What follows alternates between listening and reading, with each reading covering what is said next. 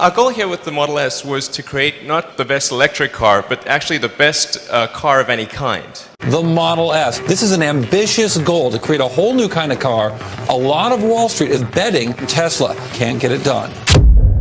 안녕하세요. 테슬라 13일째 계속해서 폭등을 하고 있죠. 그야말로 300슬라가 현재 눈앞에 보여지고 있는데요. 누가 뭐라고 해도 테슬라의 최강점은 OTA, 소프트웨어 업데이트, 즉 소프트웨어 디파인드 비클의 정의를 가장 잘 보여주는 것이 테슬라의 차량이고요. 그리고 빅테크 기업의 자율주행 최강 구글의 웨이모와 테슬라 FSD가 샌프란시스코에서 한판 붙었다라고 합니다. 우선 그 영상부터 보시고 가시죠. 보시는 것처럼 확실하게 웨이모가 되었던 테슬라가 되었던 굉장히 높은 수준을 보여주고 있는데요. 그만큼 인류의 기술은 점점 자율주행에 현재 가까워지고 있고 이제 더 이상 우리가 차선 변경, 좌회전, 우회전에 놀라울 이유도 없다라는 것이겠죠. 그렇다면 이것만 보고 어떻게 테슬라가 웨이모를 발라버렸을까? 구글이 정말로 위기의 상황이 맞는 것일까? 아니 구글도 꽤나 잘하는 것 같은데 이런 생각이 충분히 드실 수가 있는데요. 일러님께서 정답을 말씀해 주시죠. 샌프란시스코 밖에서 붙어보자. 웨이모는 샌프란시스코 벗어나는 순간 작동이 안 되지만 테슬라의 FSD는 작동을 하고요. 우리가 기술적인 부분만 본다라면 샌프란시스코에서 잘 돌아가는 웨이모 테슬라에게 밀리지 않는다라고 볼 수는 있겠지만 사업적인 부분, 비즈니스적인 마인드, 즉 규모의 경제와 스케일링 부분에서 본다라면 지금 구글이 테슬라에게 철저하게 밟히고 있는 것이 사실이고요. 결국 자율주행 로보택시도 더 많은 도시에서 더 많은 차가 돌아다녀야지 돈을 벌 수 있게 되는 원리가 아닙니까? 그러니까 현재 하드웨어, 소프트웨어 두 개 다 가진 기업, 유일한 기업이 테슬라이기 때문에 많은 분들께서 테슬라에게 높은 밸류에이션을 부과하는 것이고요. 현재 빅테크 기업들은 소프트웨어 기술은 가지고 있지만 전기차가 없죠. 전기차 기업들은 하드웨어는 가지고 있지만 소프트웨어가 없고요. 그렇기 때문에 구글도 테슬라랑 제대로 비벼보려면 미국에 있는 전기차 기업이랑 어서 빨리 파트너십으로 가는 것이 그나마 빨리 뒤쫓아가는 모습이 나오지 않을까요? 그리고 전기차 기업들도 마찬가지입니다. 지금 이대로는 안 됩니다. 어서 빨리 소프트웨어 기업들과 파트너십을 맺어서 소비자들에게 매력적인 제품을 내놔야지 결국 승리를 할 수가 있는데요. 테슬라의 무서운 점은 계속해서 업데이트가 되고 있죠. 이번 주말에 FSD 업데이트가 된다라고 하고 있고 결국 이 업데이트 속도를 현재 다른 기업들이 전혀 쫓아오지 못하고 있죠. GM의 메리 바라도 자율주행이 미래다. 사실 많은 분들이 말씀을 하시죠. 자율주행이 미래라는 거. 아직까지 완성이 되지 않았기 때문에 의심을 가지고 계시는 것이고요. 그렇기 때문에 현재 아무리 많은 돈이 깨지더라도 이것만큼은 놓칠 수가 없는 것이 중국의 자율주행, 즉 로보택시 사업인데요. 테슬라가 하드웨어, 소프트웨어 두 개 부분에서 다 우위성을 가지고 있기 때문에 이 사업에서 현재 굉장히 유리하다라고 말할 수가 있고요. 그런데 테슬라가 소프트웨어만 잘하는 것이 아닙니다. 중국의 럭셔리 시장 6월달에 보시면 벤츠, 아우디, BMW를 박살내고 테슬라가 가장 높은 숫자를 보여주고 있죠. 이렇게 증명이 되고 있는 것이고요. 현재 니오 같은 기업들은 차를 팔아도 손실 구간인데 테슬라 판매 대수에 밀리다 보니까 더욱더 큰 손실을 내면서 가격을 떨어뜨리고 있죠. 하지만 테슬라는 모델3 가격을 떨어뜨려도 여전히 수익권으로 돈을 벌고 있다라는 점이 가장 큰 차이점이 아닐까요? 그리고 사이버트럭 캐모플러주가 덮인 차량들이 슬슬 보이고 있는데요. 이제 정말로 출시가 임박한 것 같은데 이 형태로 나올 것 같죠. 사이버트럭이 성공이다 아니다는 결국 숫자가 증명해 줄 것이고 판매 대수가 몇 대 나오는지 예약 판매가 어느 정도 들어오는지가 가장 중요한 지표가 될 것이고요. 그리고 GM 포드에 이어서 스텔란티스도 테슬라에게 항복을 할까 현재 고민을 하고 있는데요. 고민할 거 없죠. 스텔란티스가 전기차 시장에서 어떠한 우위성도 가지고 있는 것이 아닌데 그나마 살아남으려면 테슬라 쪽으로 빠르게 붙는 것이 낫지 않을까요? 그리고 세미트럭의 물량은 2024년 이후로 늘리겠다라고 말하고 있고요. 미국에서 모델 Y는 $250 인상을 했습니다. 왜냐? 모델 Y는 너무나도 잘 팔리기 때문이고요. 그리고 루시드가 최강점으로 내세우는 것이 결국 주행거리와 충전 속도인데요. 그래서 마케팅도 마력과 주행거리, 럭셔리차, 루시드 에어라고 지금 광고를 하고 있죠. 그런데 정말로 큰일날 뉴스가 나왔는데요. 토요타가 전고체 배터리를 이용해서 932마일 전기차를 내놓겠다. 루시드 주행거리에 루시드의 거의 2배 가량이 되는 수치인데, 현재 루시드가 계속 밀고 있는 것이 주행거리인데 토요타의 900마일 전기차, 이러면 루시드 정말로 답답해지죠. 물론 아직까지 전고체 배터리가 상용화가 된 것이 아닙니다. 하지만 토요타의 CTO는 좋은 재료가 발견이 되었다. 2027년에 전고체 배터리를 내놓을 것이고 주행거리는 900마일이 넘을 것이다. 현재 토요타가 전기차 시장에서 아무것도 보여주는 것이 없기 때문에 전고체 배터리에 그야말로 엄청난 돈과 인적 자원을 투입하면서 몰빵하는 모습을 보여줄 것이고, 왜냐하면 토요타 역시나 전고체 배터리가 완성이 되지 않는다라면 전기차 시장에서는 별 볼 일 없는 토요타가 될 것이기 때문이죠. 하지만 아직까지 시간이 남아있습니다. 루시드는 그 전에 시장 점유율을 보여주는 것이 가장 중요한데요. 왜냐하면 토요타도 속도가 그렇게 빠르지 않고요. 토요타 주주들도 지금 열받아하고 있죠. 전기차 전환이 너무나도 느리다고. 결국 이렇게 시대가 변환할 때 보수적인 경영진은 주주들 입장에서 굉장히 답답할 수밖에 없죠. 그리고 루시드 주주분들도 굉장히 답답해 하시는 것이 폴스타2 5만 달러 전기차 8월달부터 딜리버리가 된다라고 하는데, 지금 배터리 82kW 팩 넣어서 주행거리가 320마일, 효율성 수치가 4 정도가 됩니다. 사실 이 정도 수치면 시장에서 굉장히 매력적인 수치라고 말할 수가 있고, 폴스타는 이렇게 빨리 5만 달러 전기차까지 도달했는데 루시드는 왜 이렇게 느린 걸까요? 그리고 기존의 화려한 럭셔리의 대표주자 포르쉐도 가만히 있는 것이 아니죠. 내부 차량 모습을 보시면 확실하게 돈 많은 티가 나는 차량이 포르쉐이고요. 그렇기 때문에 저는 루시드를 보는 관점을 조금 바꾸기로 했는데요. 현재 매주 수백 대의 차량이 사우디로 선박이 되고 있다. 우리는 이 대목을 주목해야 될 것입니다. 아마도 루시드는 미국이 주무대가 아닐 것이다. 미국에서 잘 팔리는 차량이 루시드가 아닐 거라고 보는데요. 현재 확실하게 미국 판매 기대치는 계속해서 떨어지고 있지만 중동 시장의 판매 기대치는 올라가고 있고, 그렇다면 앞으로 루시드 에어 그래비티 출시까지 이어진다라면 루시드의 주 무대는 미국이 아닐 것이다. 향후 중국 시장, 중동 시장 이런 쪽이 아마도 루시드 차량의 메인 시장이 되지 않을까. 하지만 애리조나에 엄청나게 큰 규모의 공장을 지은 만큼 미국 시장에서 판매가 올라가려면 지금 같은 경영으로서는 먹히지가 않을 것이고요. 굉장히 답답한 상태죠. 그리고 테슬라만큼이나 엄청나게 주가가 올라가고 있는 팔란티어, 과연 이 랠리가 계속될 것일까? 확실하게 최근에 팔란티어 주가가 굉장히 많이 올랐죠. AI 테마에 탑승을 하면서 엄청난 주가 상승을 보여주고 있는데요. 메타가 되었던 엔비디아가 되었던 AI 기업들이 계속 상승하는 한 팔란티어의 주가 역시나 상승 흐름은 멈추지가 않을 것인데요. 현재 이런 말들이 나오고 있죠. 팔란티어 지금도 저평가다, 아직도 싸다, 이렇게 많이 올랐는데 여전히 저평가라고 말하는 것은 그만큼 AI의 이 포텐셜, 무서움이 엄청나다라는 것이고요. 그리고 팔란티어의 기술 특허는 자주 등록이 되는데요. 그만큼 기술적인 부분에서 우위성을 계속해서 보여주고 있죠. 그래서 팔란티어를 조금 단기적인 그림이 아니라 장기적으로 보시는 분들이 주목할 지표는 아무래도 매출 부분에 있어서 기업 부분이 정부 매출보다 더 높아져야 되는 것이 중요할 것이고, 매출이 상승을 하면서 주가 보상이 하락을 해야 됩니다. 아직까지 이 주가 보상에 대해서 비판적인 여론을 말씀하시는 팔란티어 주주분들이 굉장히 많으신데요. 지금 SBC는 계속해서 하락을 하고 있고 매출은 상승을 하기 때문에 어쨌든 펀더멘탈은 점점 강해지고 있다. 다만 한 가지 주의할 점이, 이번 우크라이나 전쟁에서 보셨듯이 팔란티어는 친미 국가랑만 사업을 합니다. 여기서 아쉬운 것이 중국 기업들, 많은 기업들이 중국에서 엄청난 매출을 일으키고 있는데 팔란티어가 중국 시장에서 매출을 일으키기가 굉장히 힘들죠. 이 부분이 조금 아쉽기는 한데 팔란티어가 군사 AI 기업이기 때문에 이거는 당연히 어쩔 수가 없는 부분이겠죠. 오늘도 좋은 하루 되시고요. 안녕히 들어가세요.